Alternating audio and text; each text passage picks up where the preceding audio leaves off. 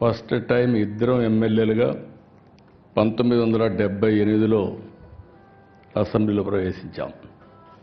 అప్పటికి ఇప్పటికీ ఏమాత్రం కూడా పవర్ తగ్గలేదు. అదే పంచుంది. ఇంకా అవసరమైతే పంచ పెంచుతున్నాడు తప్ప ఎక్కడ తగ్గే పరిస్థితులు లేరు.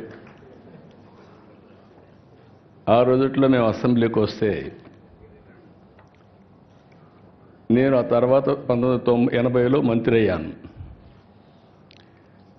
ఎవరైనా సరే అసెంబ్లీలో ముఖ్యమంత్రితో సహా మంత్రులతో సహా భయపడతారంటే అప్పుడు వెంకయ్యనాయుడు గారికి, జైపాల్ రెడ్డికి భయపడేవాళ్ళు. జైపాల్ రెడ్డి గారు ఇంగ్లీష్లో మాట్లాడేవారు.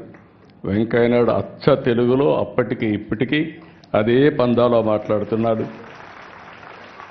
నిర్మోహమాటంగా తనకున్న అభిప్రాయాలు చెప్తా ఉంటాడు. ఒక విధంగా చెప్పాలంటే అధికార పార్టీలో ఉండేవాళ్ళు కూడా వెంకయ్యనాయుడిని ఎప్పుడు అభినందించేవాళ్ళు. ఎందుకంటే చాలా బాగా మాట్లాడుతున్నాడు, మా గౌరవం పెరుగుతుందని. అలాంటి పవర్ఫుల్ స్పీచెస్ ఇచ్చారు.